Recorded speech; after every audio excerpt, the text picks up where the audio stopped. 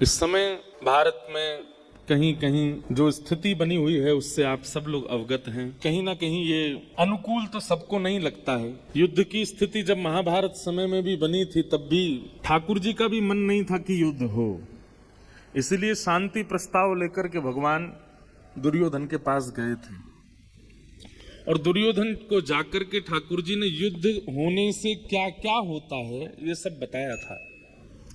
कितने बालक अनाथ हो जाएंगे, कितनी माताएं विधवा हो जाएंगी, निर्दोष लोगों के प्राण चले जाएंगे। और युद्ध से केवल इतना ही होता है ऐसा नहीं है।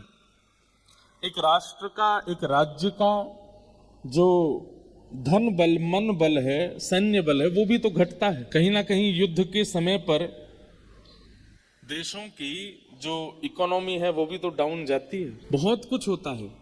एक प्रकार से आप जब युद्ध की स्थिति आती है तो अपने तत्कालीन समय से लगभग 10-20 वर्ष पीछे चले जाते हो। इसलिए युद्ध चाहता तो कोई भी नहीं है। ठाकुर जी ने भी दुर्योधन को समझाने का प्रयास किया, लेकिन समझाने के बाद भी जब दुर्योधन नहीं माना, सुच्चग्रैव न दास्यामि बिना युद्धेन केशव, मैं सुई के नोक के बराबर जमीन भी नहीं दूंगा बिना युद्ध के। तब ठाकुर जी बोले तो फिर तैयारी करो। कई लोग कहते हैं कि अर्जुन को मोह हुआ था, अर्जुन तो कह रहा था कि हमारे परिवार के इनको क्यों मारे। ठाकुर जी ने उसको क्यों प्रोवोक किया कि नहीं मारो? क्योंकि ठाकुर जी जानते हैं कि ये युद्ध का अधिकारी है, इसको समझा चुके हैं हम, इसको बता चुके हैं, इसको सब रूपरेखा पता है, लेकिन ये अपनी स्थिति से बाज आने वाला नहीं है, इसलिए इसके लिए युद्ध ही उचित है। तब भगवान ने कहा युद्ध करो, युद्ध करो। ठीक वैसी ही कहीं ना कहीं स्थिति हमारे पड़ोसी देश की है।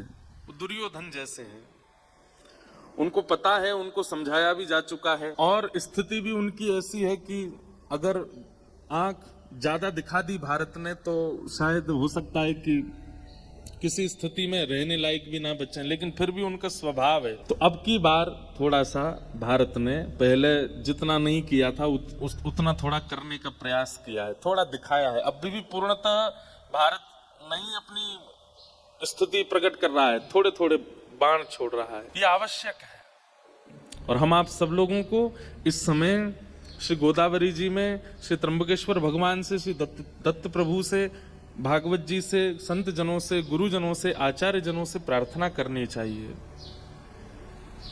सबको सम्मति दे भगवान।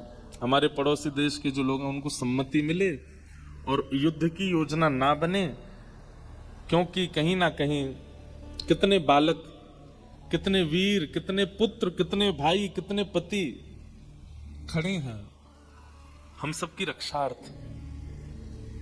कोई माँ, अब हम आप सब लोग तो बड़े आनंद में हैं, लेकिन पता नहीं कितने परिवारों की माँ चिंता में होगी कि उनका बेटा वहां खड़ा है, सीमा पर है।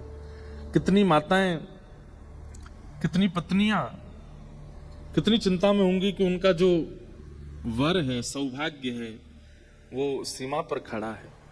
कितनी बहनें चिंता में होंगी, रक्षाबंधन आने वाली है और उनके भाई अभी सीमा पर खड़े हैं। और केवल भाई नहीं हैं, बहनें भी हैं। और अब जो ऑपरेशन चल रहा है इसका तो पूर्ण कर्णधार 2 बहनें ही संभाल रही हैं विशेष रूप से। तो सौभाग्य है हमारा, हमको तो रोज प्रार्थना करनी चाहिए। गोदावरी मैया से नित्य प्रार्थना करो।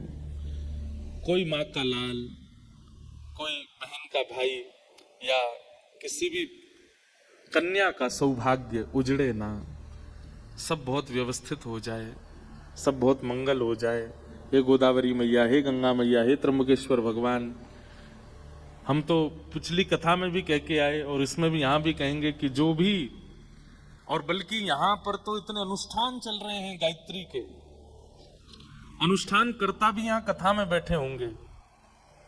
कम से कम आपके अनुष्ठान में इतना हो जाए कि जब तक ये संभावना चल रही है तब तक नित्य गायत्री मैया से आप प्रार्थना करो कि हमारे अनुष्ठान का आज का दिन, कल का दिन, परसों, जब तक ये संभावना चल रही है, इसका संपूर्ण बल भारत के सैनिकों को प्राप्त हो, वो भी सुरक्षित हो। एक दत्त धाम सामान्य भूमि नहीं है, यहाँ असंख्य गायत्री की उपासनाएं हो चुकी हैं। अगर यहाँ बैठ करके हम आप सब लोग एक साथ प्रार्थना करेंगे तो शायद गायत्री मैया, जो कि सर्वशक्तिमान, जिनकी कृपा का दर्शन पूरा विश्व करता है, ऐसी गायत्री माता, ऐसे दत्त भगवान, ऐसी गोदावरी मैया कृपा करें और किसी सेना के किसी भी वीर को वीर गति प्राप्त ना हो, सब सुरक्षित अपने अपने स्थान पर रहें, ऐसी हमारी प्रार्थना। और जल्दी ही ये जो चल रहा है ये समाप्त हो, विश्राम हो, ऐसी हम प्रार्थना करते हैं।